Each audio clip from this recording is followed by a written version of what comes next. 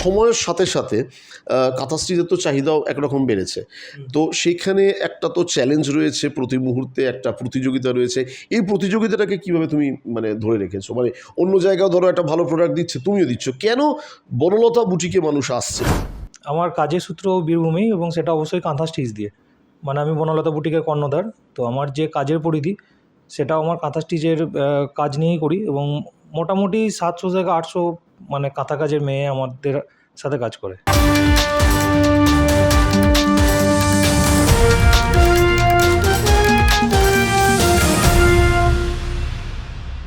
নমস্কার। একদম শহর কলকাতা থেকে অনেকটাই দূরে আমরা কবিগুরুর জায়গায় আছি, অর্থাৎ শান্তিনিকেতন, বোলপুর শান্তিনিকেতনে, যেখানে আসলে যেখানকার মাটি বারে বারে জানান দেয় কবিগুরুর অনুভূতি। কিছুদিন আগেই কবিগুরুর জন্মদিবস চলে গেছে। তো নির্দিষ্ট কোনো দিনে কবিগুরুকে বেঁধে রাখা সম্ভব নয়, এটা আমি আপনি সবাই জানি। কবিগুরু তো আমাদের বিশ্বাসে রয়েছে, চলার পথে রয়েছে। আর এই শান্তিনিকেতনে এসেই পথ চলতে গিয়ে এমন একজনের সাথে কথা হলো যার জন্ম বোলপুর শান্তিনিকেতনেই। কর্মসূত্রে তিনি বোলপুরেই থেকে গিয়েছেন। তখন অবশ্যই কর্মসূত্রে কলকাতায় যাওয়া হয়, ঠিক কথা, কিন্তু সবথেকে বড় বিষয় তিনি কবির স্মরণে আছেন, কবির পায়েতে প্রণাম জানিয়ে তার এই জগৎ শুরু। দেবেশ রায় আমার সঙ্গে যিনি বসে আছেন, তিনি রয়েছেন। আমি দেবেশ সম্বন্ধে দু এক কথা আপনাদের বলবো। এখানেই জন্ম, এখানেই বড় হওয়া, কিন্তু অদ্ভুত সরলতা রয়েছে দেবেশের মনে। আমি দেবেশের সঙ্গে আসুন একটুখানি আমার একটু আলাপ চাহিদা সেরে নিই। দেবেশ, আগে বলো কেমন আছো? ভালো আছি দাদা, আপনি কেমন আছেন? বেশ, আমিও ভালো আছি। এবং যে কথা আমরা বারবার বলছি যে তোমার দীর্ঘদিন এই এই এই জায়গায় আসা, এই জায়গায় থাকা, বীরভূমকে কতটা ভালোবেসে ফেললে? বীরভূমেই ছোটো থেকে জন্ম, ছোটো থেকে বীরভূমের মাটিতেই মানুষ।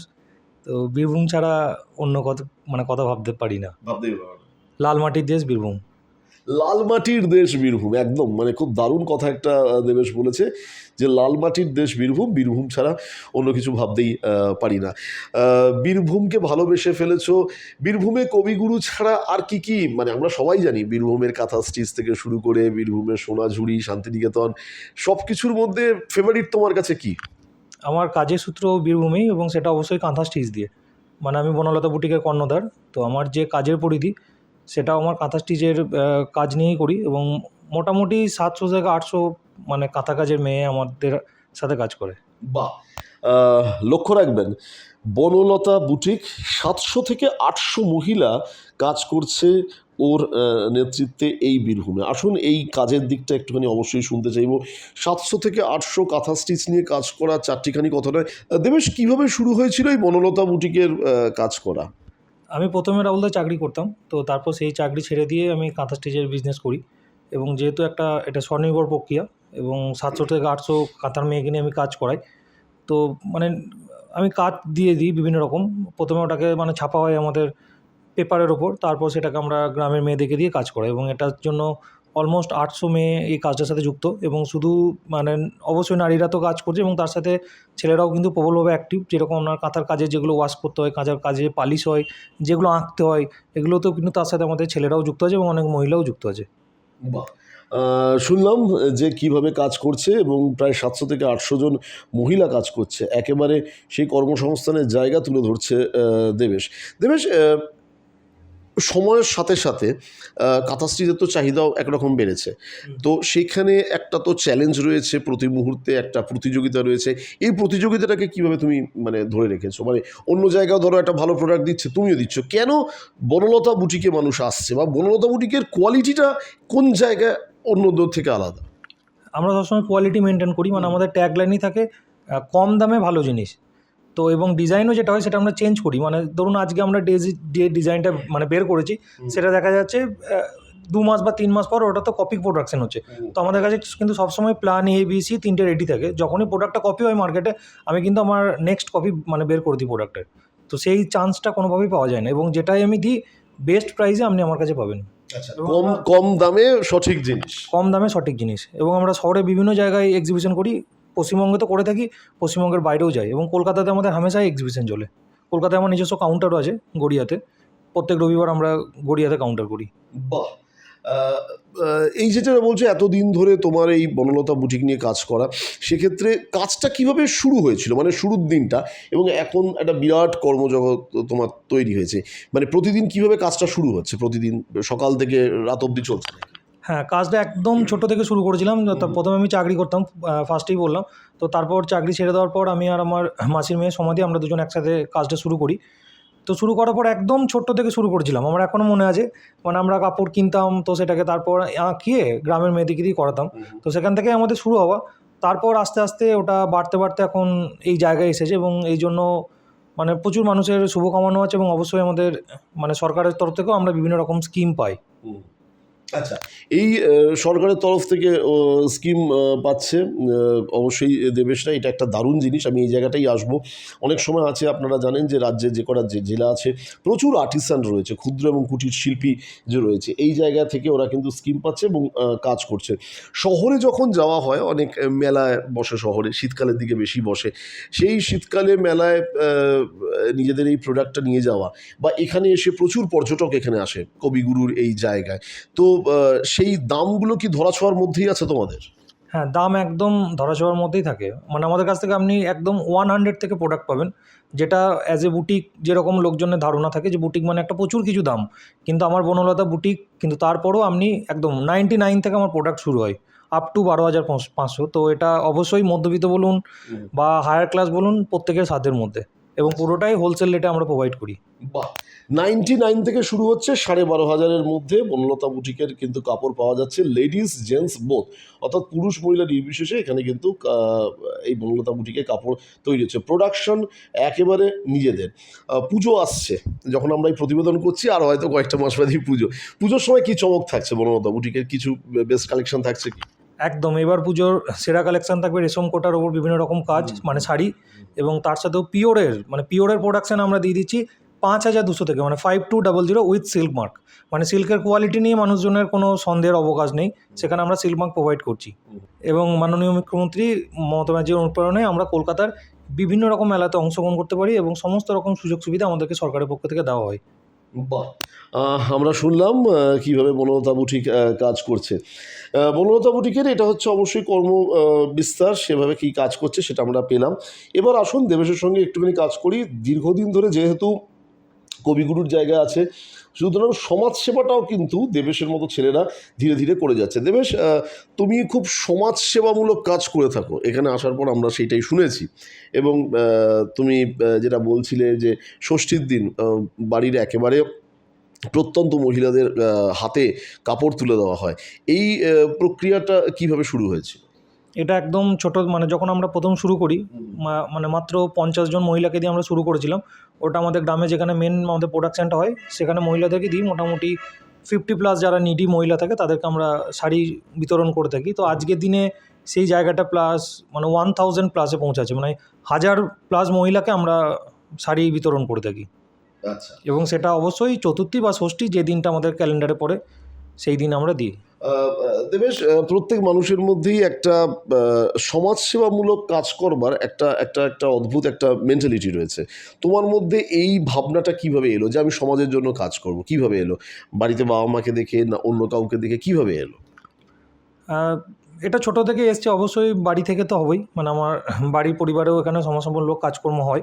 বিভিন্ন রকম মানুষকে আর্থিক সহায়তা দান, বা পুজোর আগে বিভিন্ন রকম কাপড় জামা, ইভেন কোভিডের সময়ও আমরা কাজ করেছিলাম। মানে চাল ডাল এরকম এগুলো আমরা ডিস্ট্রিবিউট করেই থাকি, কিন্তু ব্যবসাতে আসার পর সেটার পরিধিটা অনেকটা বেড়ে গেছে। মানে যেরকম আমরা প্রথমে ভাবতাম যে 50টা বা 100টা নিয়ে শুরু করেছি, সেটা ভবিষ্যতে মাত্রাতে আরও বাড়াবো। তো সেই জায়গাটা আস্তে আস্তে আমরা অ্যাচিভ করতে পেরেছি, এবং ভবিষ্যতে আশা করি আরও সেটা বাড়াতে পারবো। আচ্ছা, মানে আরো বৃহৎ আকারে সমাজসেবা করার কাজ রয়েছে। অবশ্যই দাদা। বেশ, আমরা যখন বীরভূমের মাটিতে বসে কথা বলছি, আমরা কবিগুরুর কথা বলছি, আমরা বুটিক নিয়ে কথা বলছি, সমাজসেবা নিয়ে কথা বলছি, রাজনীতিতে আসবো না তা হয় নাকি? তার কারণ রাজনীতিতেও আসতে হবে। এখন রাজনীতিও কিন্তু আমার আপনার চলার একটা অঙ্গ হয়ে গেছে। মানে প্রতি মুহূর্তে আমরা কিন্তু এই কাজটা আমাদের মানে জীবনযাত্রার সাথে জড়িয়ে আছে। আমি একটুখানি দেবেশের কাছে আসবো। রাজনীতির খবর রাখা হয়? অবশ্যই বীরভূমের মাটিতে জন্ম মানে রাজনীতি তো থাকবেই। আচ্ছা, খুব একদম সহজ স্বীকারোক্তি দেবেশের, বীরভূমের মাটিতে যখন রয়েছি তখন রাজনীতির খবর রাখবো না তা হয় নাকি? রাজনীতির খবর রাখবোই, কারণ আমরা বীরভূমেতে বসেই আমরা কিন্তু আজকের এই সাক্ষাৎকারটা করছি, মানে দেবেশের সাথে এই আলাপচারিতা করছি। রাজনীতির তো অনেক কিছু খবর চলছে, অনেক কিছু হচ্ছে। আমি আসবো, আগে বলো অনেক সময় যেটা হতো খবরের কাগজ আমরা পড়লে, মানে আমি যদি ছোটোবেলায় পড়তাম তাহলে প্রথমেই চলে যেতাম খেলার খবর পড়তাম, প্রথমেই আগে পেছনের পাতাটা বলতাম খেলার খবর। তো সেক্ষেত্রে তোমরা এখন যারা খবরের কাগজ পড়ো বা খবরের কাগজ না পড়ে মোবাইলে ডিজিটাল নিউজ দেখো, অনেক সাইট রয়েছে যেখানে তুমি নিউজ দেখতে পারো, কোন খবরের দিকে আগেই নজর পড়ে? মানে আগেও চাইতাম, এখনও চাই এবং ভবিষ্যতেও চাইবো, খবরের কিন্তু ফার্স্ট হেডলাইনটা বীরভূমেই থাকে। ইভেন এখনও বীরভূম সবসময় খবরের সামনে থাকে। আচ্ছা, ও একদম কিন্তু একটা শব্দ বলেছে, মাথায় রাখবেন, হেডলাইন। এটা একেবারে নিউজের শব্দ, আমি হেডলাইন থেকেই আসবো। ও বলছে হেডলাইনে কিন্তু বীরভূম থাকে, সুতরাং বীরভূমের খবর আমি নজর রাখি। এবার আমি একটা সরাসরি কথায় আসি। যদি ধরো অনেক সময় আসে, অনেক সময় আমরা দেখেছি যে বাড়ির একেবারে নিম্ন মধ্যবিত্ত পরিবার থেকে উঠে আসা ছেলেমেয়েরা তারাও রাজনীতিতে আসছে। তোমার সামনে যদি কোনো আগামী দিন অফার আসে যে রাজনীতিতে আসার, তাহলে কি তুমি এগোবে বা বাড়ির লোক এগোতে দেবে? একজন সমাজসেবক হিসাবে আমি সবসময় রাজনীতিতে যাওয়াতে বিশ্বাসী। আচ্ছা, মানে সমাজসেবা করতে গেলে রাজনীতি দরকার। হ্যাঁ, সেটা কাজের পরিধিটা তখন আমার আরও বাড়বে, যেটা আমি একটু আগে আপনাকে বললাম যে কাজের পরিধি বাড়াতে চাই, তো অবশ্যই যদি রাজনীতির প্রস্তাব আসে আমি সে বিষয়ে তখন এগোবো। আচ্ছা, ও যেটা বলছে যে সমাজসেবা করতে গেলে রাজনীতিতে আসাটা জরুরি, এবং সেক্ষেত্রে রাজনীতি সমাজসেবার ক্ষেত্রে অনেকটাই কিন্তু সাহায্য করতে পারে। একদম ঠিক, তার কারণ যারা রাজনীতিবিদ, সেই রাজনীতিবিদের থেকে তাদের এই মুহূর্তে ভাবা উচিত যে তারা আগে সমাজনীতিবিদ, অর্থাৎ তারা সমাজের ইয়ে করছে, তারা পরিষেবা করে চলেছেন। সেক্ষেত্রে যদি দেখা যায় অনেকগুলো দল রয়েছে, সবুজ, নীল, লাল, হলুদ, অনেকগুলো দল রয়েছে। আমি একদম সরাসরি আসবো, যদি তোমার কাছে অফার আসে, তুমি এই মুহূর্তে, তুমি কাকে ভোট দাও আমি জিজ্ঞেস করবো না, কিন্তু তোমার পছন্দের রাজনৈতিক ব্যক্তিত্বরা কারা কারা হতে পারে, মানে এই মুহূর্তে রাজনৈতিক ব্যক্তিত্ব কারা? রাজনৈতিক ব্যক্তিত্ব বললে এই মুহূর্তে অল ওভার ইন্ডিয়ার মধ্যে একজনই নাম কিন্তু আমার চোখে ভেসে আসবে, সেটা হলো আমাদের মাননীয় মুখ্যমন্ত্রী মমতা ব্যানার্জি। কেন মমতা ব্যানার্জি? কারণ মমতা ব্যানার্জি হৃদয় দিয়ে রাজনীতিটা করেন। বেশ, মমতা ব্যানার্জি হৃদয় দিয়ে রাজনীতি করেন, তাই জন্যই কিন্তু প্রথম ও একদম সরাসরি বলল যে প্রথম যার নামটা বেশি আসবে তিনি হচ্ছেন মমতা ব্যানার্জি। তার কারণ মমতা ব্যানার্জি হৃদয় দিয়ে রাজনীতি করেন, এবং তার জন্য হয়তো তার সমালোচনা হলো, কিন্তু বিগত 13-14 বছর তিনি যে কাজের যে পরিধি করেছে সেটা কিন্তু বীরভূমের মানুষরা তারা কিন্তু তারিফ করছে, বীরভূমের মানুষরা সেটাকে ভরসা রাখছে। বীরভূমে মমতা ব্যানার্জি, বীরভূম কেন অনেকটা জেলাতেই প্রচুর প্রকল্প হয়েছে, বীরভূমের মানুষ কতটা উপকৃত হয়েছে এই সব প্রকল্প থেকে?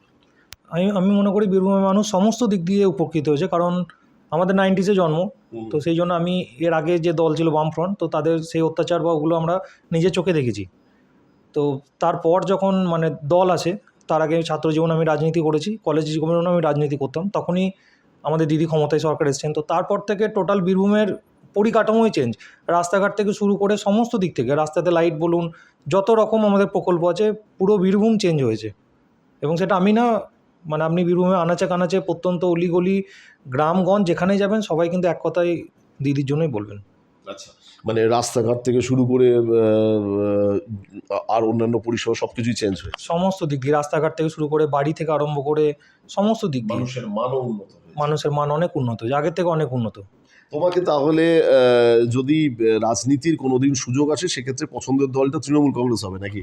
অবশ্যই, এটা তো বলার কথাই রাখে না। আচ্ছা, দেখতে পাচ্ছেন ওর মুখে একটা পরিতৃপ্তির হাসি, তার কারণ তৃণমূল কংগ্রেসই কিন্তু সেই দল হবে যে দলে ও চায় যে দলের সদস্যপদ গ্রহণ করতে, রাজনৈতিক দল হিসেবে সর্বভারতীয় তৃণমূল কংগ্রেসের সদস্যপদ গ্রহণ করতে, এবং সেই সদস্যপদের আন্ডারে থেকে বেশ কিছু জনসেবামূলক কাজ করতে। দেবেশ, জনসেবামূলক কাজের ক্ষেত্রে তোমার প্রথম লক্ষ্য কি হতে পারে? কারণ যখনই রাজনীতিতে আসা হয় তখনই কিন্তু অনেক কিছু ক্ষমতার ভাগিদার হয়ে যেতে পারো, মানুষ ক্ষমতায় পা পিছলে যায়, অনেক সময় ক্ষমতার হয়ে যায়, কারণ আমরা মানে মানুষ মাত্রই লোভী, তো আমরা সেই লোভের দ্বারা হয়ে যাই। তো সেক্ষেত্রে তোমার প্রথম কাজ কি হতে পারে জনসেবামূলক কাজের ক্ষেত্রে, কি মনে হয়? যেটা আমরা কাপড় বিতরণ করি ওটা তো মানে করেই থাকবো, সেটার পরিধিটা আরও বাড়াতে চাইবো। যেরকম আমরা শুধুমাত্র আমার যেখানে যে গ্রামে কাজ হয় সেই গ্রামে আমরা আপাতত কাপড় ডিস্ট্রিবিউশন করি, তো আমি চাইবো ওটা বীরভূমের মানে প্রত্যেকটা জায়গাতেই ছড়িয়ে পড়ুক। এবং তার ছাড়াও যেগুলো এই ব্লাড ডোনেশন ক্যাম্প থেকে আরও যেরকম বললাম মানে স্বাস্থ্য শিবির। স্বাস্থ্য শিবির এগুলো দিকেও নজর রাখতে চাই। প্লাস খাওয়া দাওয়া যেটা হয় ওটার জন্য আমাদের মানে মুখ্যমন্ত্রী মাননীয় ব্যানার্জিকে ধন্যবাদ, যিনি আমাদের মা ক্যান্টিন চালু করেছেন। আচ্ছা, মা ক্যান্টিন খুব গুরুত্বপূর্ণ কথাটা দেবেশ বলেছে। মা ক্যান্টিন এখনো চলছে তো এখানে? হ্যাঁ, মা ক্যান্টিন চলছে, বাস স্ট্যান্ডের এখানেই আছে। প্রত্যেক দিন মানে ওখানে বিপুল হারে লাইন পড়ে এবং প্রত্যেকেই সেখানে মানে একদম পেট ভরে পরিতৃপ্তভাবে খাবার খান। ঠিক। একটা অবশ্যই রাজ্য সরকারের প্রকল্পের মধ্যে মা ক্যান্টিন একটা খুব গুরুত্বপূর্ণ প্রকল্প, যেটা অনেক সময় আমরা এড়িয়ে যাই। আমার আপনারও চারপাশেও চারিধারেও কিন্তু হয়। ঠিক আমি যদি ভুল না বলি 12:30 থেকে 1টা-1:30টার মধ্যে খাবার চলে আসে। 5 টাকার বিনিময়ে খাবার, সেখানে পেট ভর্তি খাবার। এইটা কিন্তু ধীরে ধীরে করে আসছে এবং এটা কিন্তু চলছে। এটা কিন্তু সত্যিই প্রান্তিক মানুষ অনেক সময় ডেফিনেটলি, আমিও হয়তো পথ চলতে গিয়ে যদি খিদে পেয়ে যায় আমিও মা ক্যান্টিনেই খাবো। তার কারণ ভাতটা ভাতই, ভাতের কিন্তু কোনো ধর্ম হয় না। এবং আমি নিজেও মানে একদম সত্যি কথা দেবেশ, আমি নিজেও কিন্তু অ্যাসাইনমেন্ট করতে গিয়ে চারিদিকে খাবার পাচ্ছি না, আমি মা ক্যান্টিন থেকে খেয়েছি। মানে আমার তাতে কোনো কিন্তু নেই যে আমরা খাবো না। কেন খাবো না? কারণ ওখানেও ভাত রয়েছে, ডাল রয়েছে, একদম। সবজি রয়েছে, সুতরাং কোনো অসুবিধা নেই। দেবেশ একেবারে মাটির মানুষ, মাটির সঙ্গে, এবং যেটা বারবার বলছে যে লাল মাটির জায়গা। আমরা দেবেশের একটা রাজনীতির গন্ধ বা রাজনীতির একটা আমরা ইচ্ছা তো পেলাম যে ও ডেফিনেটলি যদি ইচ্ছা মানে ও যদি রাজনীতিতে আসার ইচ্ছা হয় তাহলে ও তৃণমূল কংগ্রেসকেই বেছে নেবে এবং কীভাবে সমাজসেবা করবে তা বলবে। 10-এ যেহেতু তোমরা দীর্ঘদিন ধরে বীরভূমে আছো, তৃণমূল কংগ্রেসের কাজ সার্বিকভাবে অন্যান্য অনেক বিরোধী দলও রয়েছে, সেই জায়গায় দাঁড়িয়ে মানুষ আগামী দিনে তো ভোট আসছে, 26-এর ভোট আসছে, কি মনে হচ্ছে 26-এর ভোট নিয়ে কি পর্যবেক্ষণ, কি মনে হচ্ছে? ভোটে এই বছর যা পর্যবেক্ষণ, তৃণমূল কংগ্রেস আগের বারে যে ভোট পেয়েছিল 211, ওর থেকে বেশি ভোট নিয়ে এই বছর ক্ষমতায় আসবে। আমি আবারও বললাম, আমাদের মাননীয় মুখ্যমন্ত্রী সর্বোচ্চ নেত্রী মমতা বন্দ্যোপাধ্যায় এবং আমাদের সেনাপতি অভিষেক বন্দ্যোপাধ্যায়ের নেতৃত্বে দল আগে থেকে অনেক ভালো কাজ করে। বীরভূম নিয়ে অনেক সময় ভালো খারাপ সব খবরই শোনা যায়, সেক্ষেত্রে কি পর্যবেক্ষণ, কি মনে হয়? দেখুন, দল যেহেতু এখন বড় হয়ে গেছে তো দলে অনেক সময় অনেক খবর থাকে, কিন্তু সত্যি কথা বলতে দলের বিভাজন বা যেগুলো মানে দেখা যাচ্ছে, আমরা এটা নিয়ে কোনোভাবেই চিন্তিত হয় না। কারণ আবারও আমি বললাম, সর্বোচ্চ নেত্রী মমতা বন্দ্যোপাধ্যায় এবং আমাদের সেনাপতি অভিষেক বন্দ্যোপাধ্যায়, আমাদের নীতি একটাই, দল একটাই। তো আর কিছু বলার অপেক্ষা রাখে না। বেশ, ও খুব সুন্দরভাবে বলেছে যে নীতি একটা, দল একটা, এবং দল বড় হচ্ছে, সুতরাং দলে অশান্তি থাকতেই পারে, কিন্তু দিনের শেষে এক, তৃণমূল কংগ্রেস এক, সেটা বোঝা যাবে। আমরা অবশ্যই আজকের এই প্রতিবেদনটা শেষ করব, কিন্তু বনলতা বুটিক সমাজসেবী, বনলতা বুটিকের কর্ণধার, এবং এর পাশাপাশি ধীরে ধীরে ও সমাজসেবামূলক কাজের সাথেও আছে এবং আগামী দিনে রাজনীতিতে আসার ওর ইচ্ছা রয়েছে বই কি। বীরভূমের মানুষ খুব দিলদরিয়া, তাদের মন খুব বড়, তাদের হৃদয় খুব বড়। দেবেশ, আমি বীরভূমেও এর আগেও বহুবার এসেছি, এবারও আমি এসেছি। তাদের মনটা, হৃদয়টা একটুখানি বড় হয়। তো সেক্ষেত্রে বিবেকানন্দ একটা কথা বলে গেছিলেন যে মাথা মানে ব্রেন, মস্তিষ্ক এবং হৃদয়ের মধ্যে হৃদয়ের কথা শোনো। তোমরা মানে বিবেকানন্দের কথা তো তোমাদের মানে খানিকটা হলেও তোমরা প্রভাবিত। একদম, আমরা এটা অক্ষরে অক্ষরে মানি। এবং আপনাকে আমি সর্বপ্রথম যেটা বললাম কি, মাননীয় মুখ্যমন্ত্রী কিন্তু হৃদয় দিয়ে রাজনীতি করে, যে কারণে উনি পশ্চিমবাংলার সমস্ত মানুষের মনটা কিন্তু জয় করে নিতে পারছেন, কারণ উনি হৃদয় দিয়ে রাজনীতি করেন। বেশ। আজকে যারা তোমার এই প্রতিবেদন দেখছে, তোমার এই প্রতিবেদন যারা এই আমাদের দিশা শক্তি নিউজের মাধ্যমে প্রতিবেদন দেখছে, প্রথমে বনলতা বুটিকের কর্ণধার হিসেবে তাদেরকে কি বলতে চাইবে? সামনে পুজো আসছে, তোমার যদি কোনো বার্তা থাকে তুমি তাদেরকে বলবে। সামনে পুজো আসছে, আপনারা প্রত্যেকেই বনলতা বুটিকে লাইভ দেখুন। আমাদের ইউটিউব, ফেসবুক, ইনস্টাগ্রাম প্রত্যেকটা সোশ্যাল মিডিয়া প্ল্যাটফর্মেই আমরা আছি এবং আমাদের লাইভ টাইম রাত 10টা থেকে হয়। এবং যদি কেউ বিজনেস পারপাস কোনো জিনিস নিতে চাইছেন, তার জন্য আমাদের হোয়াটসঅ্যাপ নাম্বার আছে 8167712151। এই নাম্বারে আপনারা যোগাযোগ করুন। এবং প্রত্যেকটা আইটেম আমরা 1 পিস আইটেমও হোলসেল রেটে দিয়ে থাকি এবং আপনারা বাড়িতে বসেও শপিং করতে পারেন। অনলাইনে আমাদের প্রোডাক্ট চলে যাবে। আর যারা কলকাতাতে আসছেন বা শিলিগুড়ি, ইভেন দিল্লি, মুম্বাই, তো আমরা বিভিন্ন এক্সিবিশন করে থাকি, সেই ডেটগুলো আমরা ফেসবুকে দিয়ে থাকি। সামনে যেমন আমাদের কলকাতা এক্সিবিশন থাকবে 28 জুন, আমরা নারী সেবা সংঘ যোধপুর পার্কে যাব। তারপর আমরা শিলিগুড়ি যাব, আসানসোল যাব। তো অল ওভার ওয়েস্ট বেঙ্গলের প্রত্যেকটা জায়গাতে আমাদের এক্সিবিশন হয়, আপনারা অবশ্যই আসুন। বেশ। আর আর আর আর অবশ্যই রাজনীতিতে আসলে সেক্ষেত্রে রাজনীতির ভাষায়, আমি রাজনীতির ভাষায় বলবো না, তোমার মতো করে তুমি দর্শককে কি বলবে, মানে তুমি যদি আগামী দিনে রাজনীতিতে আসো তাহলে সেক্ষেত্রে তোমার বীরভূমের মানুষদের উদ্দেশ্যে কিছু তো বার্তা থাকবে, কি বলতে চাও? বীরভূমের মানুষদের পক্ষে একটাই বার্তা থাকবে, 2026 ইলেকশন ভোট 11-11, কোনো রকম কোনো বিভাজন না দেখে একটাই লক্ষ্য মমতা ব্যানার্জির উন্নয়ন, এবং 11-11 তৃণমূল কংগ্রেস। বেশ, একদম সরাসরি বলে দিয়েছে। আমরা 2025-এর এই জায়গা থেকে আমরা 2026-এর একটা প্রেডিকশন দেবেশরা বলছে যে 11-11 বীরভূমে থাকবে। আর অবশ্যই বনলতা বুটিক নিয়ে আমরা আলোচনা করলাম। আগামী দিন কলকাতায় আসছে, সেই ডেট এবং ফোন নাম্বার বলে দিল, আমরাও সেই সময় থাকার অবশ্যই চেষ্টা করব। বনলতা বুটিকের শ্রীবৃদ্ধি কামনা করব, ওর শ্রীবৃদ্ধি কামনা করব, যাতে ও এভাবে এগিয়ে যায় এবং অবশ্যই রাজনীতিতে যাতে ওর একটা পা চলা, রাজনীতিতে পদার্পণ যেন খুব সহজ হয়, খুব সুন্দরভাবে ও যেন এগিয়ে যেতে পারে। অনেক অনেক ধন্যবাদ সময় দেওয়ার জন্য, অনেক অনেক ধন্যবাদ। অনেক ধন্যবাদ আপনাদেরকে এই প্রতিবেদন দেখার জন্য। আমরা বীরভূমের মাটি থেকে, কবিগুরুর জায়গা থেকে এই প্রতিবেদন আপনাদের সামনে তুলে ধরলাম।